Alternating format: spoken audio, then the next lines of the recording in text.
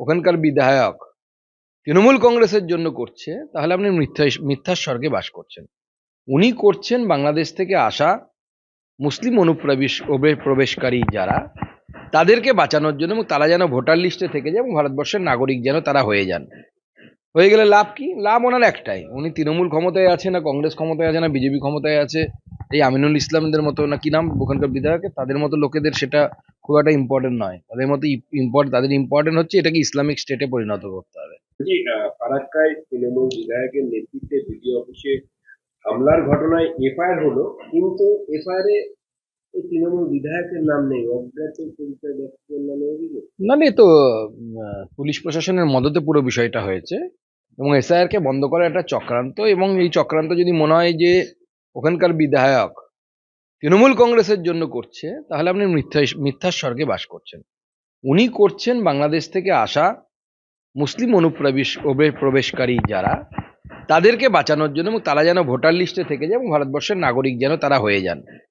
হয়ে গেলে লাভ কি? লাভ ওনার একটাই, উনি তৃণমূল ক্ষমতায় আছে না, কংগ্রেস ক্ষমতায় আছে না, বিজেপি ক্ষমতায় আছে, এই আমিনুল ইসলামদের মতো না কি নাম ওখানকার বিধায়কের, তাদের মতো লোকেদের সেটা খুব একটা ইম্পর্টেন্ট নয়। তাদের ইম্পর্টেন্ট হচ্ছে এটাকে ইসলামিক স্টেটে পরিণত করতে হবে।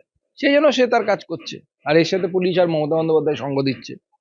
অভিষেক বন্দ্যোপাধ্যায়ের উদ্যোগে বৃহস্পতিবার থেকে বিরোধী দলনেতা শুভেন্দু অধিকারীর বিধানসভায় নন্দীগ্রামে শুরু হচ্ছে স্বাস্থ্য পরিষেবা শিবিরতার সেবাশ্রয়, এবং উদ্বোধন করছেন না অভিষেক বন্দ্যোপাধ্যায়, কিন্তু শহীদদের পরিবারের সদস্যদের দিয়ে উদ্বোধন করাবেন।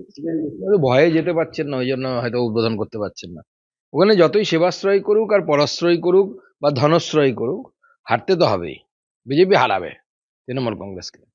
বলছি, নেতাজির জন্মজয়ন্তীতে জয়নিং সূচি বদলের দাবি জানিয়ে কেন্দ্রকে চিঠি দিয়েছে রাজ্য শিক্ষা দপ্তর।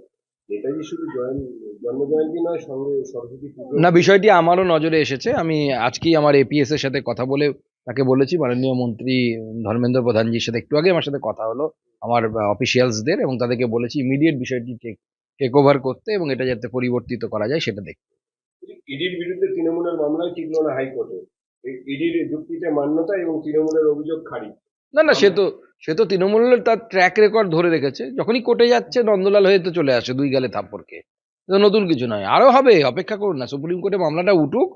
আমি যতদূর আইন বুঝি, আমি আইন বিশেষজ্ঞ নই, তবে যতদূর বুঝি মমতা বন্দ্যোপাধ্যায় এবং 4-5 জন পুলিশ, মানে আইপিএস এবং আইএস, যে অপরাধ করেছে সেই অপরাধে তাদের সাজা না হলে পরে ভারতবর্ষের বিচার ব্যবস্থার প্রতি মানুষের বিশ্বাসটা উঠে যাবে। ইডির তরফে নতুন করে এই কেসটাতে এবার রাজীব কুমারের অপসারণ চেয়ে তারা সুপ্রিম কোর্টে আবার নতুন করে আর্জি জানিয়েছে।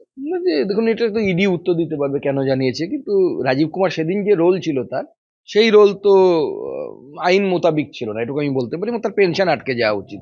ডিওপিটির উচিত তার পেনশন সহ রিটায়ারমেন্ট সমস্ত বেনিফিট আটকে দেওয়া। আজই তো সুপ্রিম কোর্টে মামলা উঠবে। ওঠার কথা বলে শুনেছি, কোর্টের ব্যাপারে এই বিষয়ে বেশি মন্তব্য করবো না। আগে কোর্টকে ভার্ডিক্ট দিতে দিন, তারপরে আমরা